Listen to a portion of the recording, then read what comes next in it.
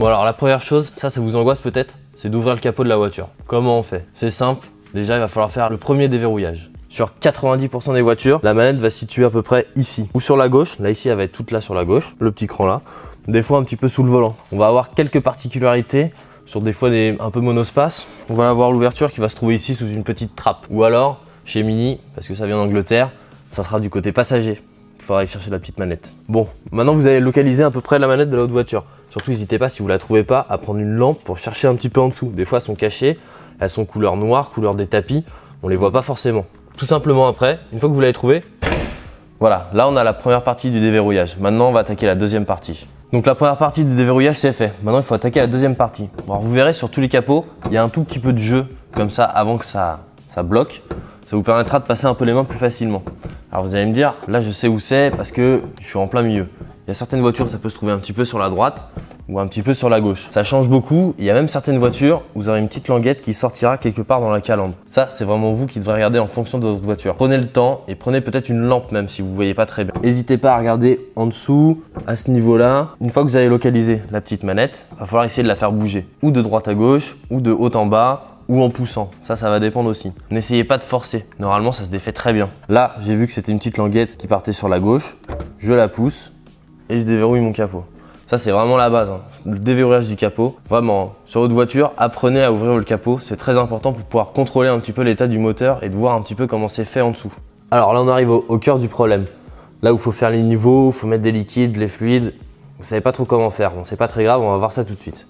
Le plus important déjà, ça va être de vérifier l'huile du moteur. L'huile du moteur, on va se servir de la jauge. Alors cette jauge-là, j'ai pas pris de chiffon, du coup j'ai un con. La jauge avec le petit logo dessus, de la burette d'huile. Pour ça, il va falloir prendre un petit chiffon. Honnêtement, moi je vois beaucoup de gens qui le font, même moi je le fais sur ma voiture.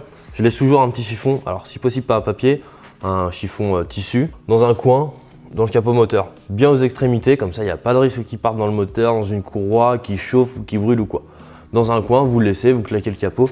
Comme ça, vous savez que vous avez toujours un petit chiffon pour vérifier le niveau d'huile. Le niveau d'huile, ça se vérifie comment? L'idéal, c'est de le vérifier moteur froid et la voiture soit sur un sol plat, bien évidemment. Vous essuyez votre jauge à huile. Une fois qu'elle est bien sèche, vous la remettez dans son conduit jusqu'au fond.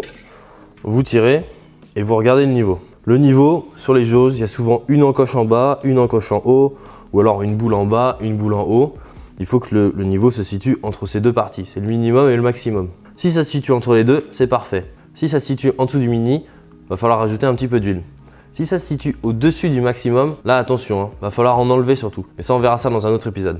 Petite règle à savoir, au niveau de la jauge à huile, c'est valable pour toutes les voitures. Entre le minimum et le maximum, il y a 1 litre, pas plus. Ne rajoutez jamais plus d'1 litre à la fois d'un coup. Même je conseillerais un demi-litre. Et comme je vous l'ai dit, s'il y a trop d'huile au-dessus du maximum, il faudra l'enlever. Alors maintenant, on a vu, l'huile était au minimum, va falloir en rajouter. Pas de souci.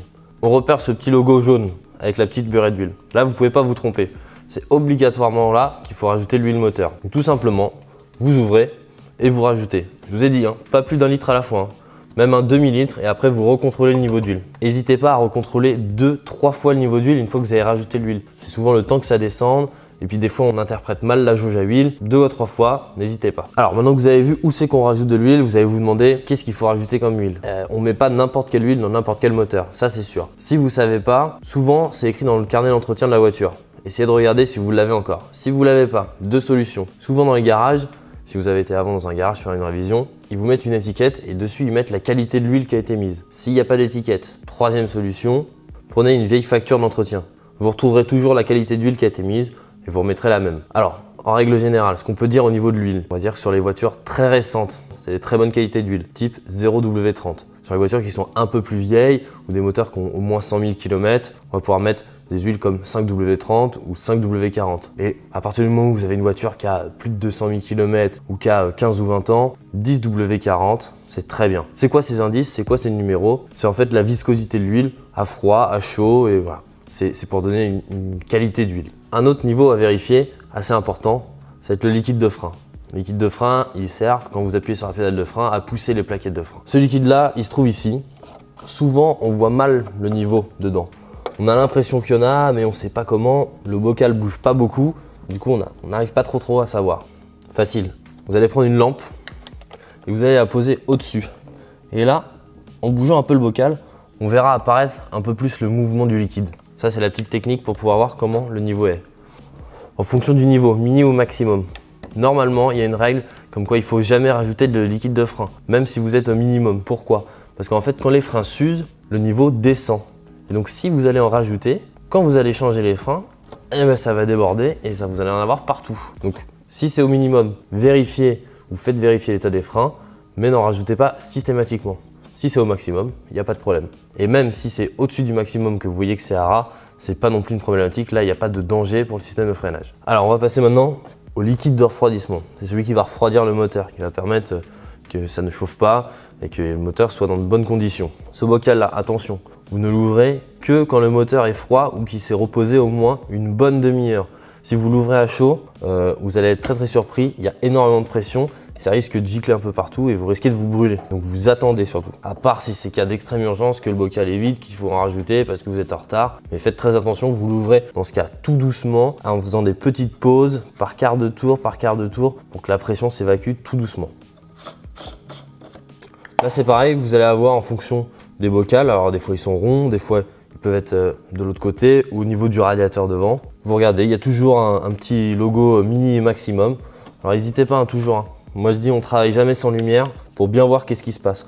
Même souvent le mettre au niveau du bocal, ça éclaire le liquide et vous verrez mieux le niveau. N'hésitez pas même peut-être à faire bouger un peu la voiture, histoire que le liquide bouge et que vous soyez sûr de voir à quel niveau c'est. Là pareil, en dessous du minimum, n'hésitez pas, vous en rajoutez jusqu'au maximum. Si le bocal est vide, quand même, posez-vous des questions. S'il est vide, c'est qu'il y a peut-être une fuite sur la voiture. Il faudra essayer de regarder plus précisément sous la voiture si vous ne voyez pas des traces, ou alors même déjà par au-dessus, ou s'il n'y a pas des odeurs bizarres, un peu de chaud, qui peuvent donner l'impression d'une fuite qui coule sur l'échappement ou ainsi de suite. Pour compléter, liquide de refroidissement, si vous êtes au mini, vous en rajoutez. Si c'est au maxi, il n'y a pas de souci, vous pouvez laisser comme ça. Si ça dépasse un peu le maximum, pas d'inquiétude non plus, c'est pas très grave. Là, on peut dire un peu plus, ça fait pas de mal. Et le dernier, le lave-glace, celui-là, on s'en sert très souvent.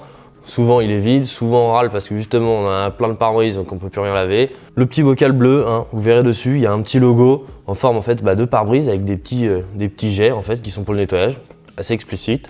Là, celui-là, vous remplissez à ras-bord. L'été, vous pouvez mettre de l'eau si vous n'avez pas de lave-glace, ça marche très bien. Surtout l'hiver par contre, que du produit anti-gel. Surtout pas d'eau, même pensez peut-être même à faire marcher le lave-glace à fond pour vider si vous avez mis de l'eau et mettre du lave-glace spécial anti-gel. Parce que si ça gèle, vous risquez de griller la pompe, éclater le réservoir. Enfin bref, c'est des frais et nous ce qu'on veut, c'est pas faire de frais sur la voiture. Donc voilà, vous avez vu un petit peu ce qui se passe au niveau du moteur. Là où on peut remplir, ce qu'il faut pas dépasser, ce qu'il faut rajouter, ce qu'il faut vérifier. Maintenant, ce qu'il faut voir aussi, c'est un petit peu la pression des pneus et l'état de ces pneus. La pression du pneu.